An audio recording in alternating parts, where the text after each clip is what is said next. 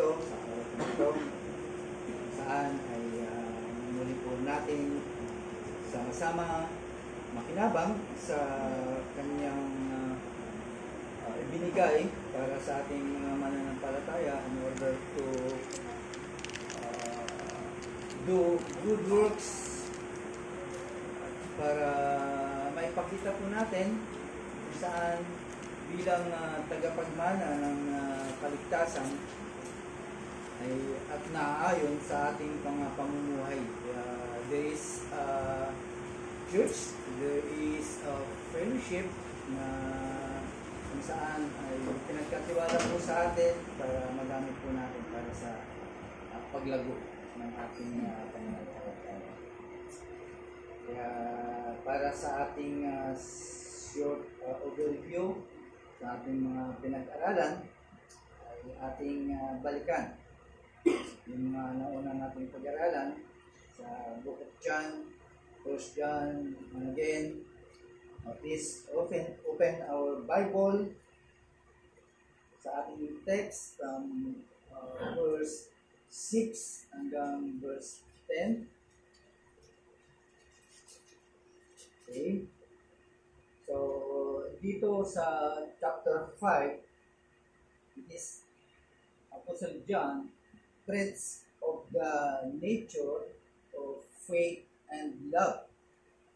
Kung paano niya ipinakita po sa atin ang pananampalataya at pagmamahal, kung sino yung author ng ating pananampalataya. So it means magka-connect lagi po ito.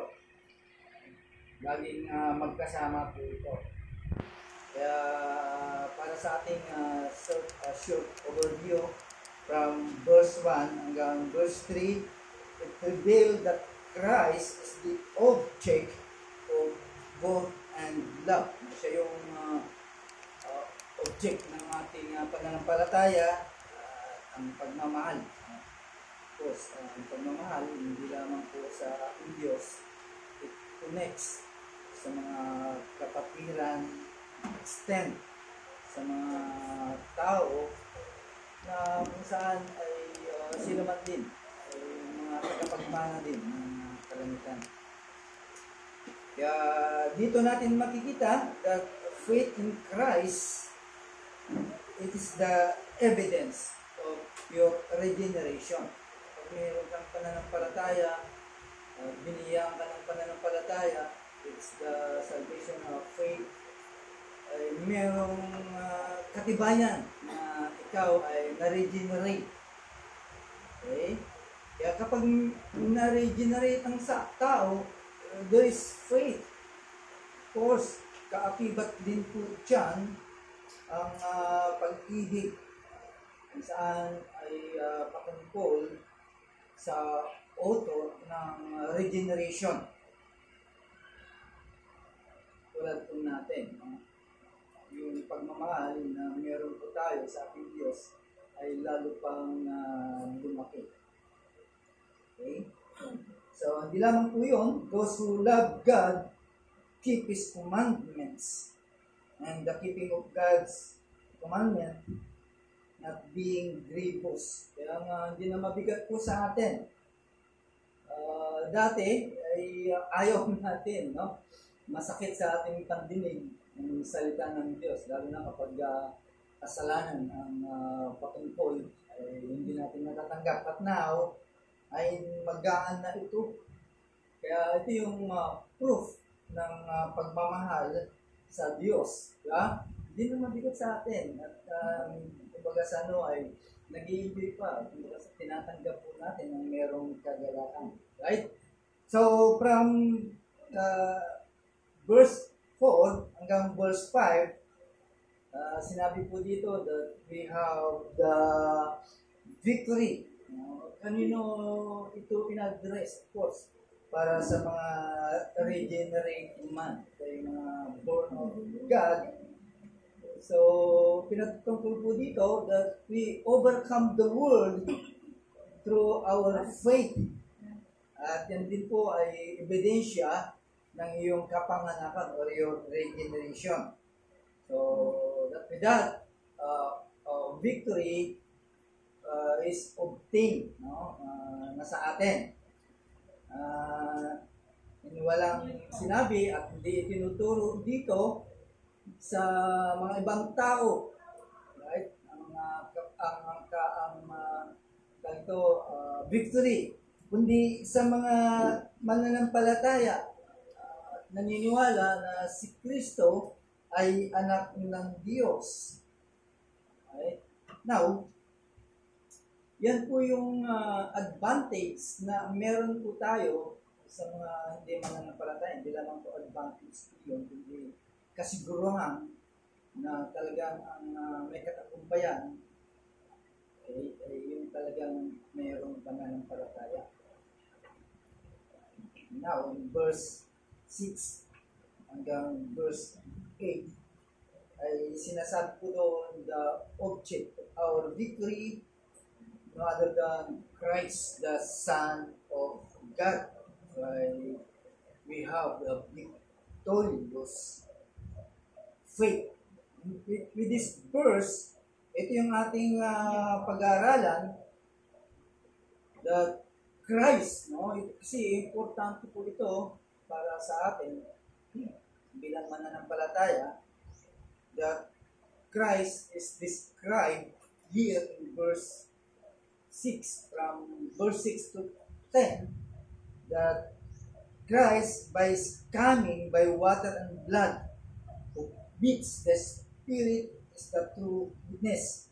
Tandaan po natin, there are 6 witnesses of the truth of His divine sonship. Merong 6 na patutuo. Imagine yung 6, samantala sinasabi sa Old Testament, there are 2, no? Ay establish yung katotohanan. Now, there are 6 witnesses of the truth of His divine sonship. 3 sa langit, 3 sa lupa. Kaya 6 po yun. What are they? Sa langit, ay binanggit po doon the Father, Word, and the Spirit. Who are one. Isa po yun. So, 3 yung nagpapatuto, yung katibayan na si Kristo ay anak ng Diyos. And here, dito sa ating kaligtaan, there are 3 witnesses. Ano yun? The Spirit, water, and blood. At kung 3 pong ito, they are agreeing their testimony. Right? At sila po ay nag-agree sa kanilang patutuo.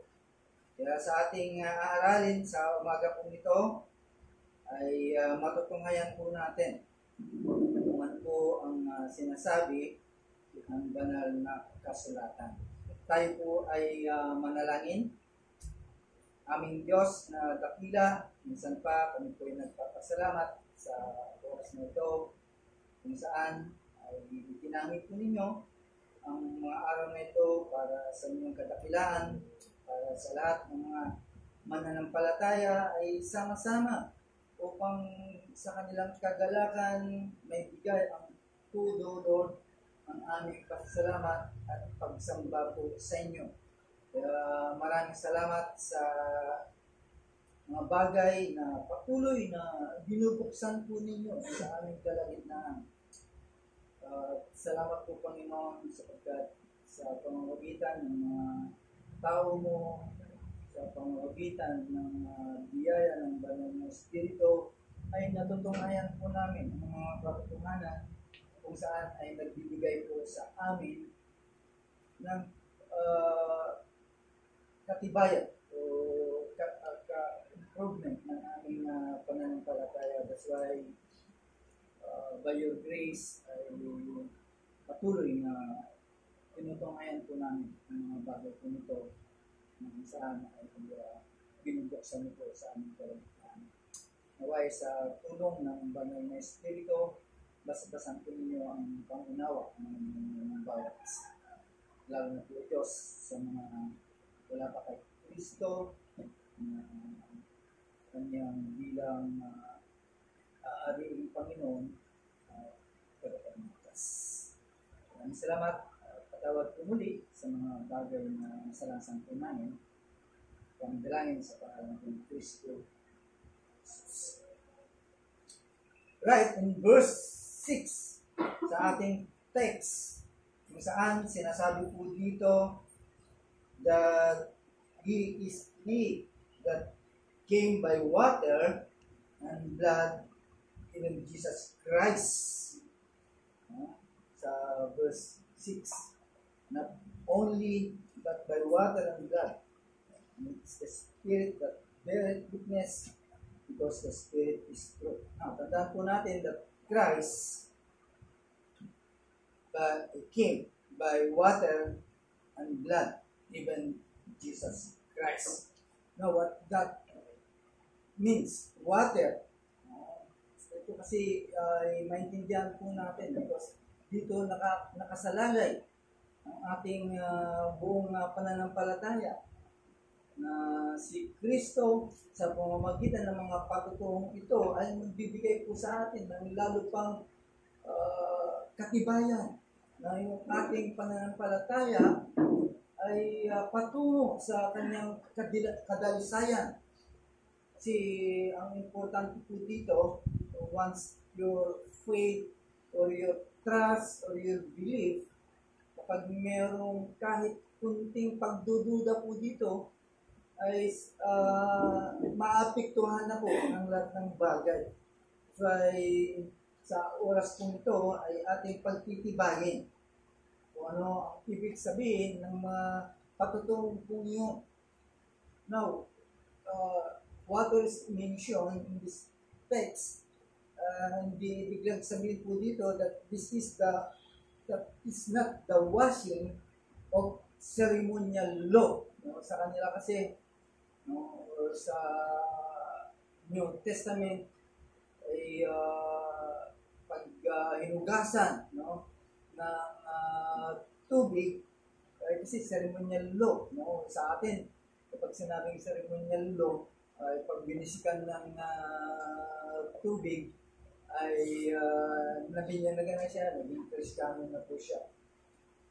Right? Pero tandaan po natin, ang pagdating ni Kristo ay hindi para ganapin yung hanggang ceremonial law, kundi tapusin. Right? Kasi wala nang sapat na katibayan na sa pamamagitan ng tubig ay mapapatawad ka ng mga kasalanan mo. Diba? Yan po yung ating nakagisnan kapag nawisikan po tayo ay tinuturing nga na tayong tunay na Kristiyano. It's not true. Now, ang pagdating ni Kristo is to end that law through His blood. Ito yung totoo, that Christ came through His blood para malinis ang kasalanan po natin.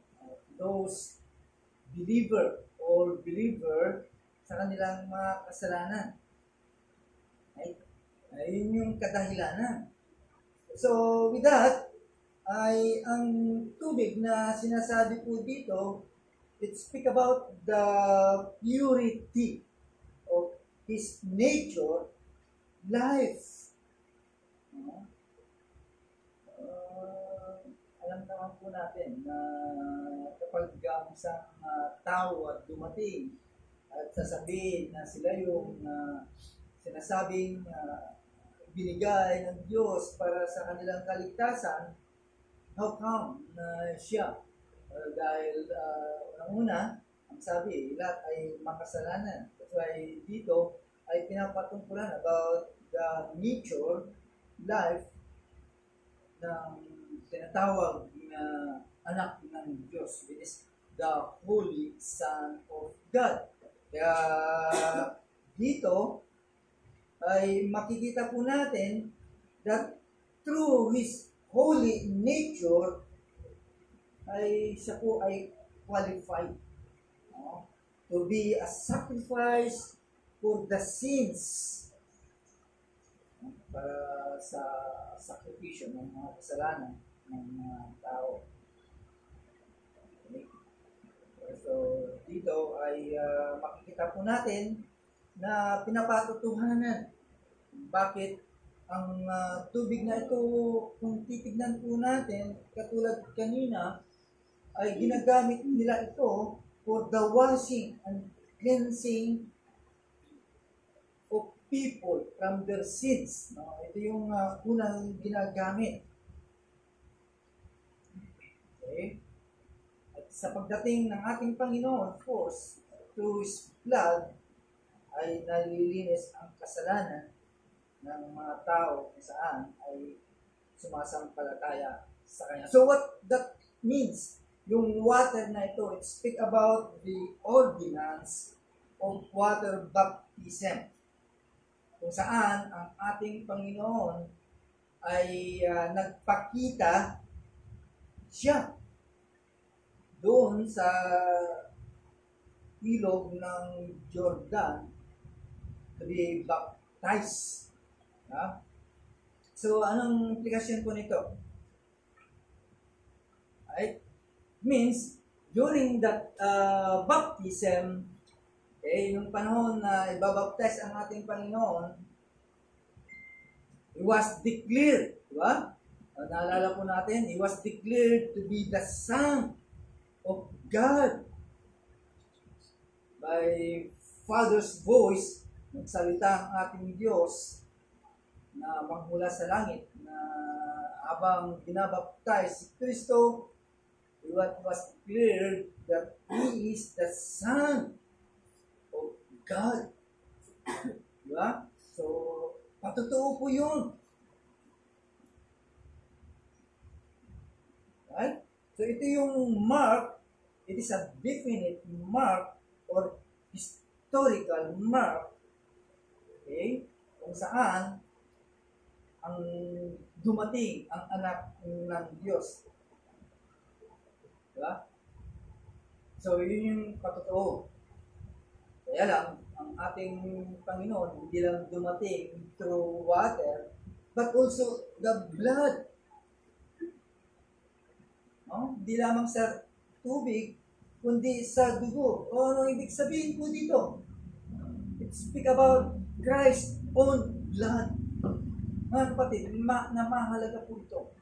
Bagamat nananampalataya po tayo na si Kristo namatay at nabuhos ang kanyang banal na dugo para sa ipapatawad ng ating kasalanan. So, with that, tapos na, di ba? So, sa tamang pag-aaral, makikita po natin kung bakit sa pamamagitan ng kanyang dugo ay nawawala ang ating kasalanan. Right? So, ang ibig lang sabihin, this blood, it refers to His atoning death upon the cross. Okay? Kung saan tinawag si Kristo na siya ating magiging tagapagligtas or redeemer. Okay?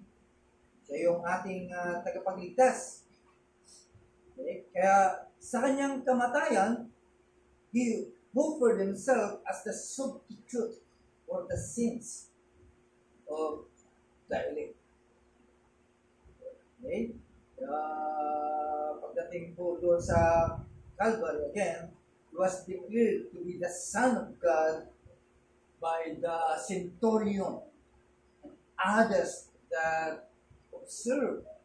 Nakita nila yung kaganapan upon ang ating Panginoon ay napako sa krus. Nakita po nila. Lalo na po yung centurion ang siyang nagsabi. Ito po ay nangyari during the time in Calvary. Nakita po nila. Isa lamang katotohanan para sa kaganapan ng ating pananampalataya na si Kristo ay pinatutuhanan ng mga bagay po ito. Okay? So, hindi lamang po yun. Again, also declared Him to be the Son of God with power at His resurrection from the dead. Diba? Yan yung mga bagay na ating makikita. Okay? Makikita po natin during the time na kung saan ay nabayubay sa krus, kung ginawa po sa kanya, ay nakita po ni John. He is the one. Siya ay witnesses during that time. Okay. Pangatlo, na patotoo ay yung Spirit. He was the one who bear witness. Why? Because the Spirit is truth. Tandaan po natin, the Holy Spirit who bore testimony of Christ. Naalala po natin, nung siya ay he ascended to Christ through the through yung dove. When he was ascended to Christ during baptism. Okay? I think nabasa po natin po yun. Nagtanong po sa ating isipan yung mga bagay po yun. Okay? Hindi lamang po yun, no? Ang witnessing ng Holy Spirit. And during the time kung saan ang mga disciples are gathered in the upper room, no? Ay nagpatotoo din po siya. Pinakita that Christ as the Son of God.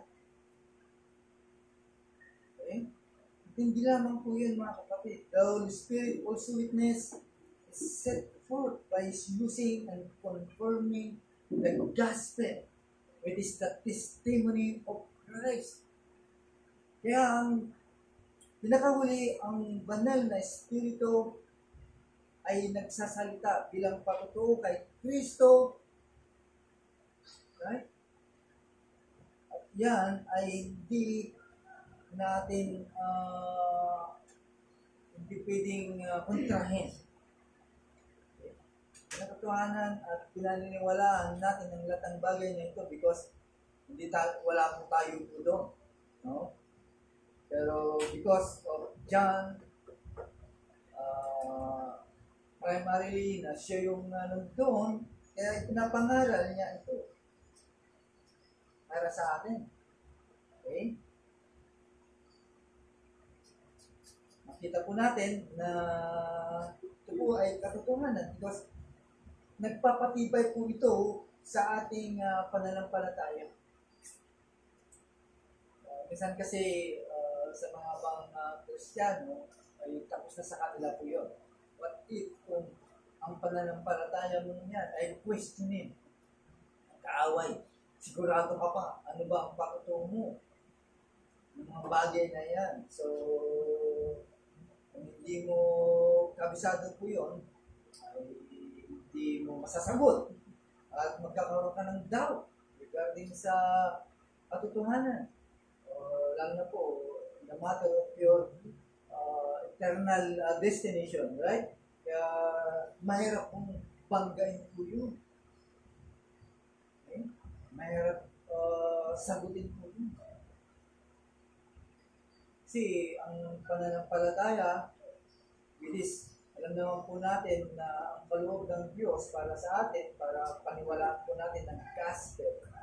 But if kung ang pananampalatayang yan ay hindi po natin patuloy na binibigyan ng kahalagaan, hanggang sa ang malusap po yan. Okay? Hanggang sa talikuran mo yan. Kung ang pananampalatayang yan ay hindi mo pinalaki o pinausbong, mawawala po. Kaya nga maraming tumatalikod ng mga Kristiyano. Okay? Kasi ang katibayan na sa iyo ang saving faith, nagpapatuloy po tayo. We use all the means of graces. Diba? Kaya yung patuturo. Yan po yung Mark. Pinag-aralan po natin last Sunday, the 3. yung tatlong mark, genuinity of your Christian life. Di ba? Kaya madali nating matukoy, madali po nating makita kung sino ang it is clear na malaman po natin that there was witnesses. Kasi kailangan ma-establish po natin po yan bilang mga mananampalataya. Now, in verse 7, sabi po dito, for there are three that bear record in heaven. Ano yun? The Father, the Word, and the Holy Ghost. And these three are one.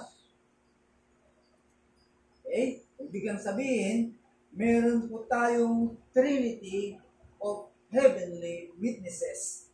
Kung saan sila ang nagtitestify at naninigurado, okay, that Jesus Christ came. Ang sabi kasi ng First John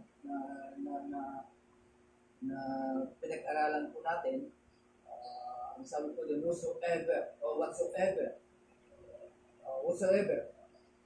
okay? Ang sinabi ko doon, pag sinabing whosoever, means the begotten. Sila. Ibig sabihin, mga siguradong mga Kristiyano po yun, mga tao po ng Diyos po yun. Or means, sila yung mga talagang nanampalataya. Kaya wala doon yung sino man. Magamat din po yung translation po nun, pero ang pinatungkulan po ito, the begotten. Sila yung mga tao ng Diyos. Right? Kaya mahalaga po dito kung saan ang pagiging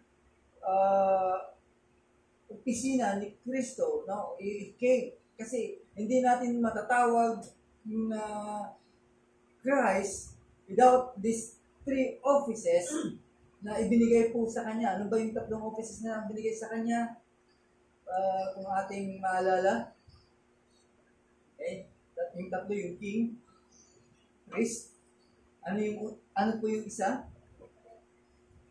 Na kanyang office is prophet. You cannot be a prophet, priest, and king kung hindi po siya si Christ. Right? Cannot, hindi niya kayang i-execute ang mga opisina pong ito kung hindi po siya si Christ. Right? Dito, sa tatlong patutuo, ay pinatotohanan lamang po na ang lahat ng authority ay nakay Kristo.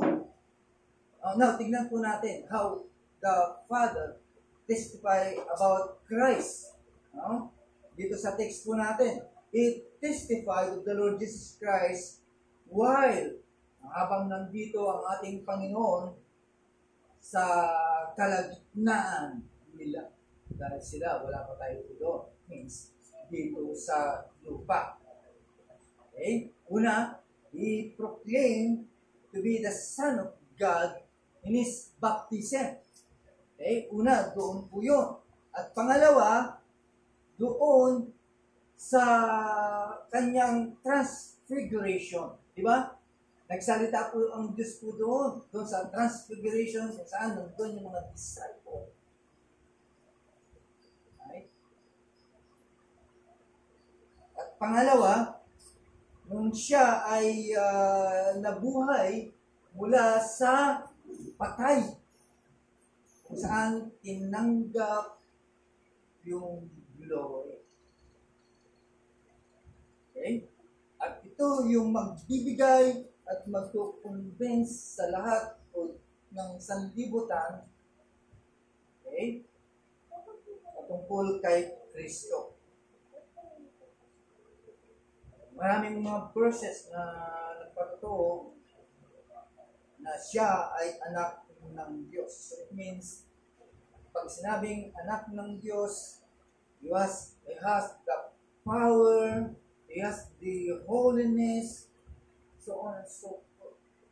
Pinatutunayan lamang po na siya ay anak ng Diyos. Malaking implication po niyan. para sa atin. Okay? Kung kinu-question ng mga tao regarding sa pagiging anak ng Diyos, wala kang kaligtasan. There is no salvation with that. Pag question niya, question nila. At maraming kumu-question po dyan. Hindi nila pinaniniwalaan. Kaya mahalaga po yung mga witnesses po ito. Pangalawang witness is about the word. Binanggit po dito. Okay? At ito yung pangalan kung saan ay i-introduce si Christ that He was existed before the world was. Diba? Pinapatungkulan po siya na bago lalangin ang lahat ng bagay ay siya na. Okay? At sa pamamagitan pa nga niya ay nilikha ang sanlibutan. So it means, pinapatungkulan po dito that He was truly God. Okay? At po ito ay mahalaga para sa ating pananampalataya at sa mga iba. So it means the Word bears witness to the human nature or to the man Christ Jesus. Sa pamamagitan po niya, we are redeemed. Bakit mahalaga po? Ibig sabihin, wala nang iba na makapagliligtas pa sa mga tao kundi si Christ. Malakas po natin, matapang po natin, sinasabi po ito sa kanila. No other than na si Kristo lamang ang siyang merong kaganapan para sa ating kaligtasan. Pangatlong witness is about the Holy Ghost or the Holy Spirit. The Holy Spirit sets His seal and solemn testimony of the Lord Jesus Christ. Saan po yun? Una, upon the virgin birth. Ang kanyang kapanganakan. Okay? The virgin birth. Siya yung nagsasalita po ito. Pangalawa, again, sa kanyang baptism, Christ. Saan ay descended in the bodily shape upon the Lord at sa baptism. Pangatlo, yung effectual conquest of the Spirit. Yung katagumpayan.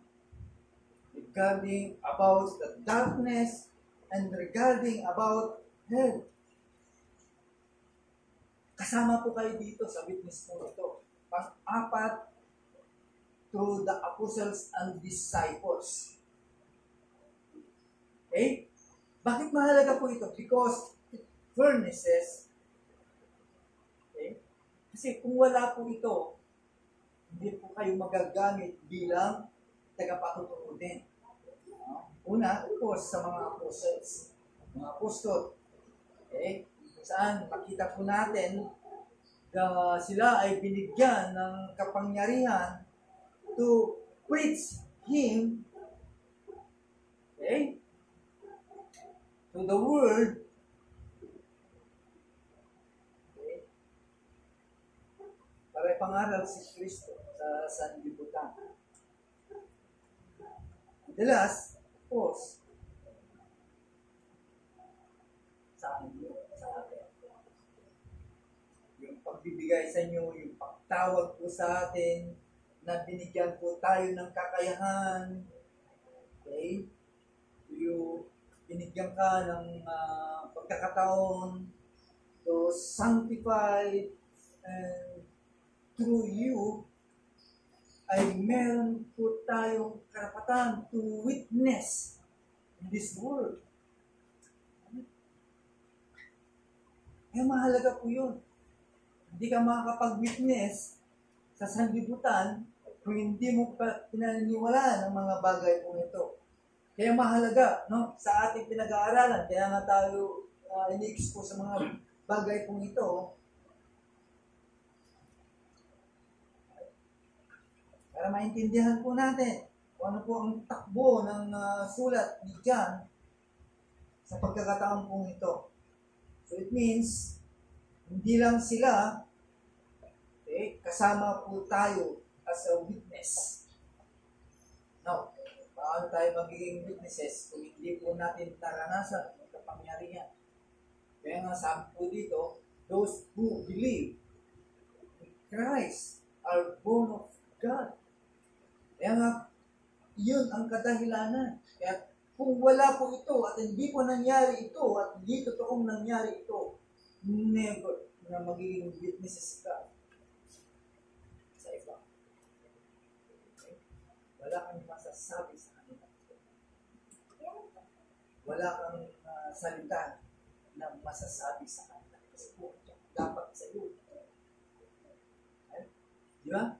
Nung time na sa kanila, yung kilos ng banal na espiritu, after that, they received the gift.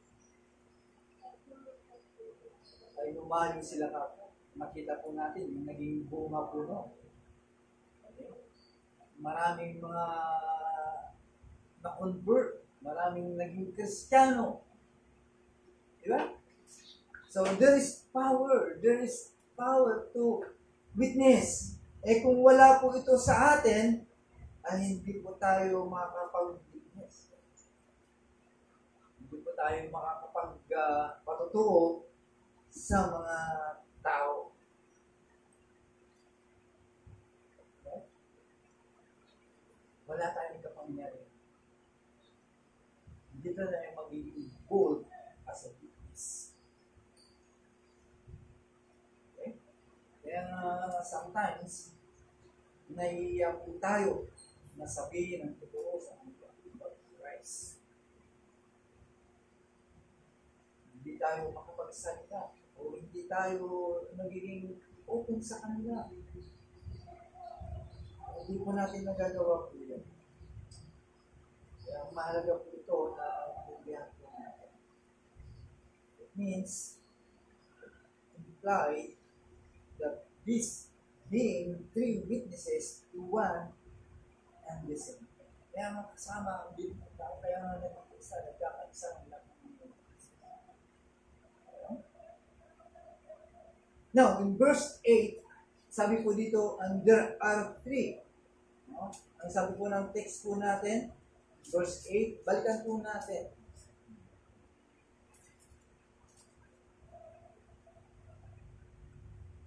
Ang espiritu, ang tubig, at ang dugo, ang tatlo ay nagkakaisa. There are three that bear witnesses on earth. Okay?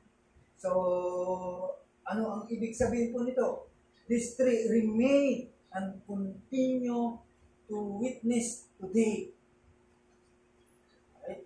Itong tatlo na ito ay nananatiling nagpapatotoo sa ating kapanahunan.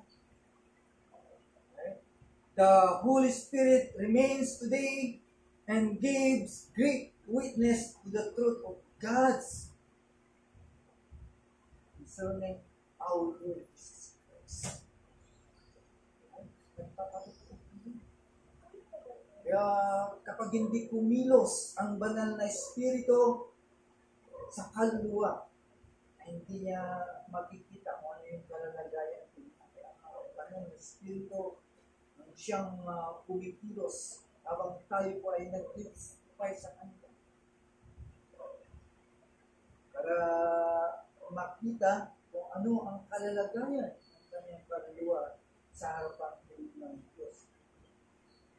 That's why we preach Christ. Right? We preach the Word of God concerning the Lord Jesus Christ. Kaya nangangaral po tayo. Kaya maraming nangangaral patungkol kay Kristo. Dahil kapag hindi ka nangaral, Paano makukonvince? Paano makukonvict ang isang tao? Paano siya magre-repent sa kanyang kasalanan? Paano siya maniniwala kay Kristo bilang kanyang tagapagligtas? At paano siya susunod kay Kristo na kanyang tagapagligtas kung wala ang mga ngarap? So the Holy Spirit works through you, through believers, to bear witness of the Lord Jesus Christ. Kaya kumikilos ang banal na Espiritu sa atin para patutunan po tayo regarding Christ. Okay? Now, tignan po natin ang nagiging operation ng banal na Espiritu because sometimes, I think, in Revelation, it was mentioned that the seven Spirit of God. Ano ang ibig sabihin po nito? Makikita po natin po dito bakit sinabi po doon because the operation na makikita po natin. It means there are the operations of the Holy Spirit na makikita po natin at yung ginagawa po nito to witness Christ. Right? So, ano yung mga bagay na yun? Ano yung mga paparaan po yun? Maybe quickening, consoling, or enlightening, refreshing, and sanctifying, anointing. Yun yun, nakikita po natin. Okay? Kaya, totoo lamang na makakapag-witness po tayo with the help of the Holy Spirit. Kung wala, hindi hindi mag-response ang tao. Right? Hindi magbubunga ang ating pagiging witnesses about Christ. Pangalawa, yung witness of the water. Tandaan po natin, still remain today. Ano ibig sabihin po nun?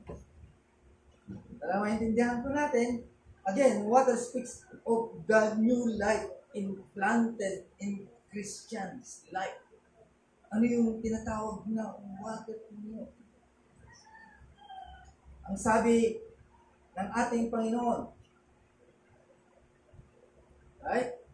The water that I shall give him shall be in him a well of water springing up unto everlasting life. Right? Sa atin mismo mga kapatid, there is new life implanted in you. Kaya kung walang nabago sa iyo, na sinasabi mo, ikaw ay Kristiyano, hindi magiging testimony ang buhay mo. Right? Hindi, walang maniniwala po sa akin.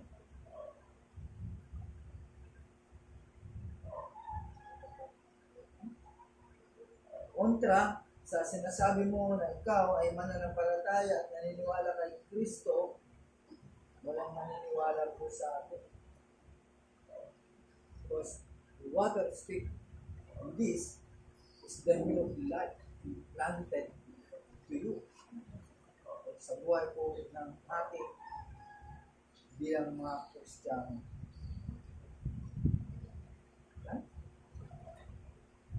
Nagsisinungaling po tayo. Now, the water given of the Holy Spirit creates within those weakened of the Spirit of God a new ngayon, sometimes people looking at you, looking at us.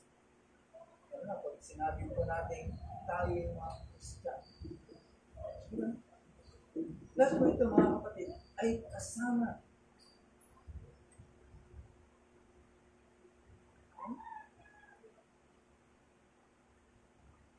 So ang katotohanan ang mga pagbabago ng likas ng tao sa lahat ng mga tao na nagsasabi na sila ay mga Kristiyano, at pag nakita ito ay ebidensya na ang gospel na ipinapangaral natin ay totoo. Yung gospel is nakapalugputon ang kaligtasan, right? Si gospel is about Christ, paano ang nangyari, ginawa niya sa gitna po natin. Walang question po doon. Regards our salvation, but how about our life? How about your character? Diba? Tinitignan din po yun. Hindi pa sila basta-basta naniniwala ako, iligtas na. Namatay man ako, ligtas ako. Ikaw, mapapahamak ka. Dinidiin pa natin po yun. Kung dinidiin mo yun, means naranasan mo yung gospel sa buhay mo. Hindi lamang yung sinasabi mo na secure ka because you have eternal life. How about the evidence? Right? So, with that, kapag nakita nila, tama ang sinasabi mo. Totoo. Ang gospel na sinasabi mo kasi nakita ko sa iyo.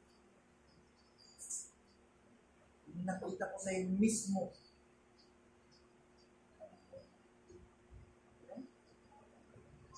Bakit mahalaga po ito, mga kapatid? Kasi walang relihiyon na nagsasabi o nagpipretend na sila ay merong tinatawag na buhay na walang hanggan. Because walang nangyari, kinsa ka pa rin. Tutusin niya, kapares lang tayo. So, no. So, there is no other religion to pretend na merong sila buhay na walang hanggan. Only you, no? Tayo lang, makapagsasabi po noon, because we believe na tayo ay pinanganak o na naging Kristiyano o naging born. Okay? Kaya kahit pa paano, we are trying to improve our old nature. Diba? And di ba ang gusto natin, magpakabanal pa na magpakabanal. Yan po yung ordain ng Diyos. So sabi niya, be holy because I am holy. Kaya dapat nasa atin dito. Talagang oo. Tayo ay dahil nasa iyo ang katotohanan, sa kanila hindi, dahil wala man nagsasabi na sila ay na-renewed o na-ready. Okay? Kundi yung mga Kristiyano na nakaranas nito, o yung mga even professing Christian. Diba? Now, the third witness that remains today is the blood. Okay? Kaya until now, the blood of Christ remains, operates, and still operates among men today. Diba? Hindi pa tapos. Biglang sabihin, may mga ililigtas pa.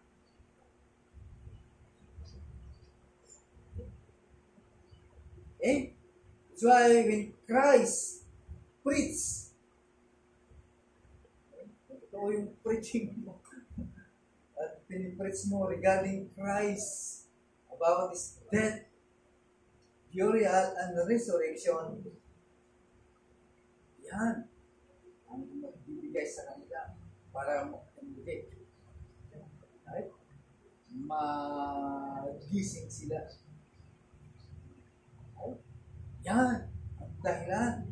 That's why people receive the gift of salvation. yan ang mahalaga na dapat ipangaral po natin. Tama lang yung kaninang pinag-aralan po natin regarding sa ating Sunday school. Magtatapos lagi kay Kristo kung ano ang kanyang ginawa sa krus ng Kalbaryo. Tandaan po natin, these three agree in one. Therefore, every true believer should have the witness of each. Kaya, kung tunay na mananampalataya at tunay na believer ka, dapat meron tayo po nito. Kaya ang tanong, does the Spirit lead you? Meron bang namumuno sa iyo, nag-guide sa iyo through the Holy Spirit? Diba ay ginaguide po tayo every truth. Okay? Does the water bear witness to you that you are pardoned? Right? Yan ba ay sumisigaw sa sarili mo na ikaw ay napatawad? Na-check na ba natin na ang banal na dugo ni Kristo ang siyang kadahilanan na tayo ay napatawad? Yan po ay katanungan.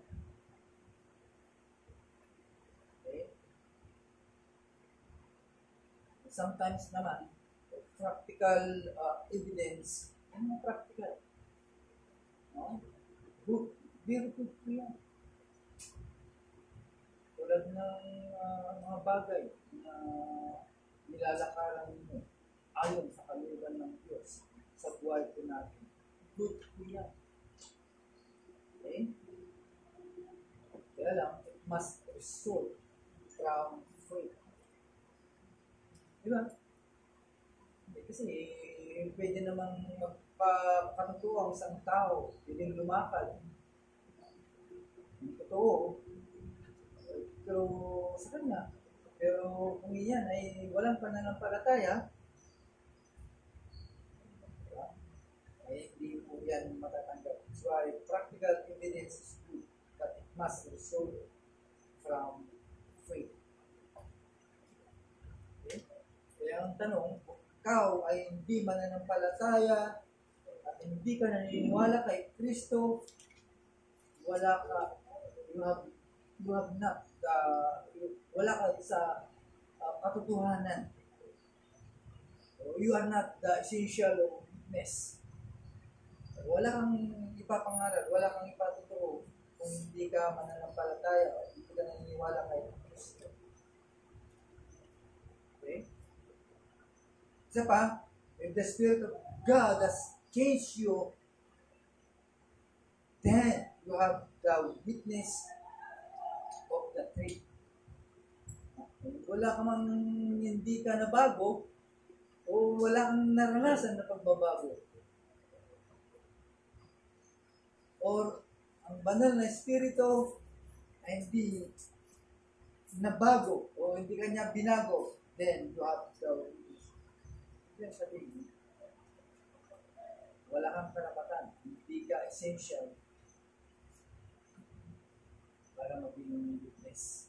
Pero kung ang banal na espiritu ay binago ka, then you have the witness of the faith. Kaya tandaan po natin, for those who are truly saved are born not of blood, nor of the will of man, but of the Spirit of God. That's why these three witnesses agree in one. Those who believe in pardon by the blood also believe in sanctification by the water. Those who raise the blood of Christ honor the Spirit of God and value both the inner life and the cleansing blood. At dapat yan ang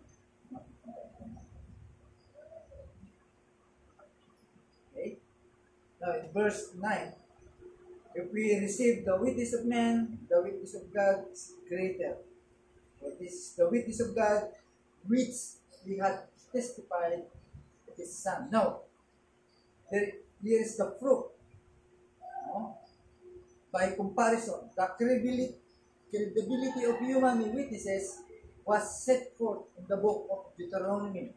Yung credibility ng pag-witness ay makikita po natin doon sa book of Deuteronomy. Kung saan establish po doon that 2 or 3 na pag-witness established. No? So, that is judicial trials pagdating sa witnessing. So, ibig lang sabihin, bawat punto po doon, it was proven and established from the testimony given. In-establish po yun. So, from this human testimony, persons guilty or innocent. Kaya, kapag guilty siya, nandun talaga yung punishment. So, again, si John ay sinasabi po dito, he was stating that the testimony of men is credited even in this case concerning the Son of God. Ibig sabihin, pinatutuhanan din po yun. No? Yung witnessing po yun. Right? Pinapakita din na totoo lang yung witnesses regarding doon sa mga bagay pong yun. So, in terms sa witnessing naman para sa atin, ibig lang sabihin, pinatutuhanan din po na talagang totoo ang mga bagay, yung mga testimony regarding Christ. Kung tayo ay naniniwala sa witnesses ng mga tao, kasi kailangan talaga ma-establish po doon. Now, about the testimony, kung saan galing pa sa langit, there are 3 witnesses coming from heaven. At dito pa, nung pagdating pa niya, ay merong 3 witnesses. Right? So, ang lahat ay makatutuhanan lamang. With that, ibig lang sabihin, ang ating paniniwala at pananampalataya ay hindi katotohanan. So, ay magalak po tayo. Sabi kanina, if we believe this all witnesses, ano pang gagawin po natin? Okay? Naghihintay na lang po tayo, pagkaman may mga trabaho pa rin tayo. Yeah. Again, kasama pa rin po tayo bilang mga witness. Okay? Kasama tayo ngayon ang mag-witness about Christ.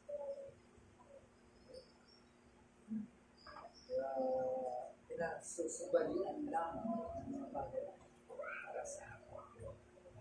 Hindi lamang tayo magiging kampante sa ating kinalalagyan na tayo ay naghihintay, kundi in-establish din po dito na tayo bilang mga Kristiyano ay ibinibilang po tayong bilang mga patotoo.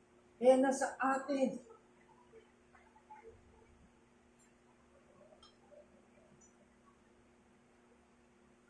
Nasa atin. Kaya the last, in verse 10, he that believeth in the Son of God hath the witness in himself. He that believeth not God hath made him a liar, because he believeth not the report that he is Son. Okay? Kaya, anong nangyari nung ikaw ay naligtas?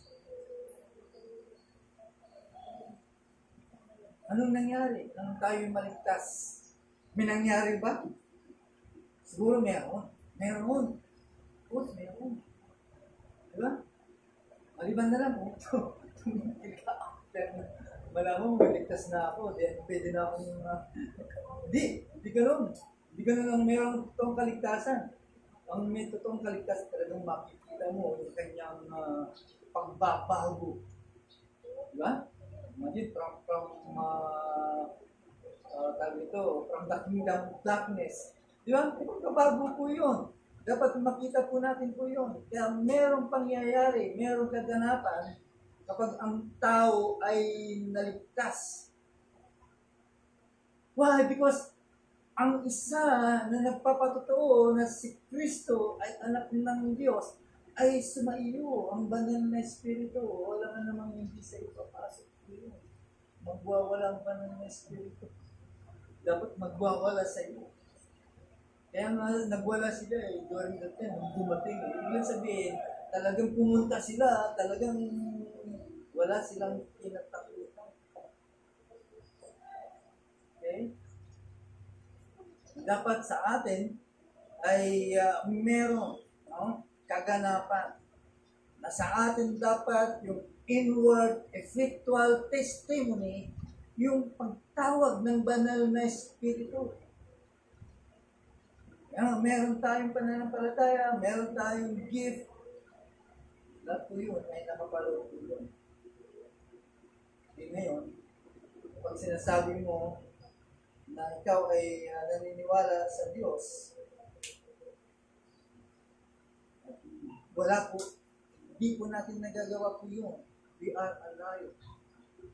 We are not believe the record that God gave His Son. Di ba? Walang epekto po nun. Walang epekto po yun. Hindi tayo naniniwala o dapat tayo naniniwala yung mga record po nyo.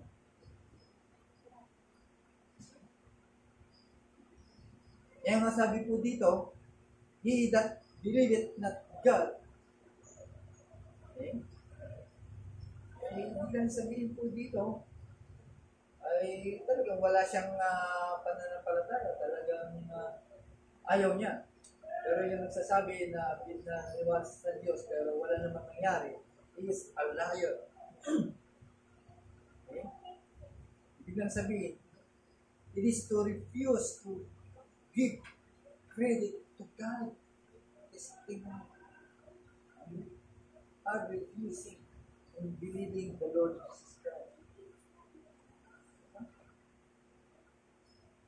Ngayon, of course, nasa atin ang because there are many professing Christians.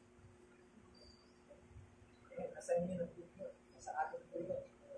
Dahil, I know that there is an effectiveness. Merong epekto yung mga bagay na yun sa buhay ko natin.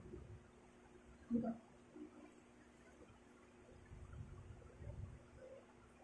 Yan ay pinaniniwalaan po natin na si Kristo ay anak ng Diyos. Okay? Dahil sa maraming ebidensya na nakita po natin, of course, kasama ka rin sa ebidensya niyon, hindi tayo titigil. Magtatrabaho pa rin po tayo as long na naghihintay po tayo sa muling pagdating ng ating Panginoon. Okay? Hindi, nagsisinungaling po tayo. We are not doing these things. Kaya, it's a surety. Surety. Ibig sabihin, kasiguraduhan po sa atin po.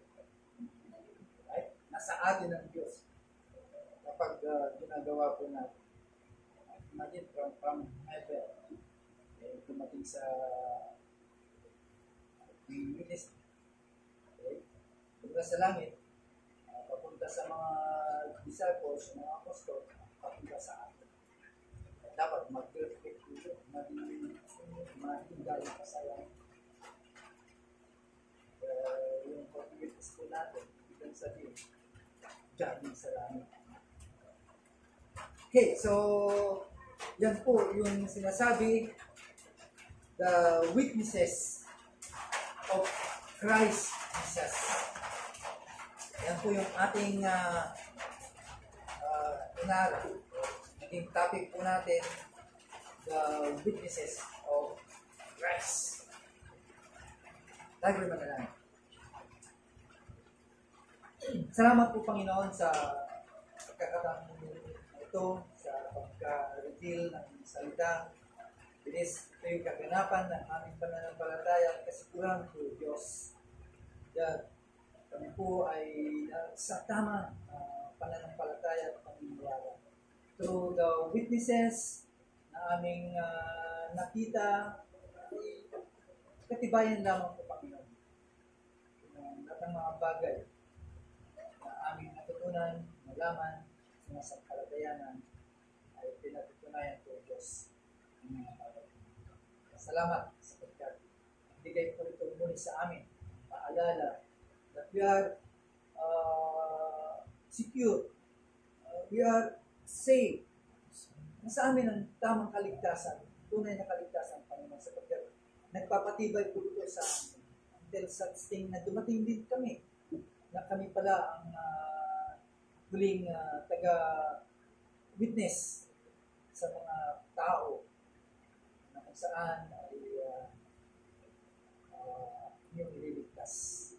Kaya salamat po Diyos sapagkat hindi lamang ito pribilyo na binigay niyo sa amin, kundi isang malaking blessing po sa amin. Sapagkat kami po ay gagamit bilang tagapagtotoo. After Christ, there is Christ, there's God, mayroong Diyos, mayroong tanong ng Espiritu, mayroong siyang pinikilos sa buhay ng mga Kristiyano. At there is also a true Christian na kung saan ay nakaranas ng mga kabutihan, lalo-lalo ang pinangako ko ninyo na buhay na walang hanggan sa bawat mga kalagayan. At sapat na po yun, na kami po ay magpapatuloy po sa mga tao na nakasama po, especially sa mga tumahin sa ito. Maraming salamat Diyos sa aming pinagsasabi. Maraming salamat.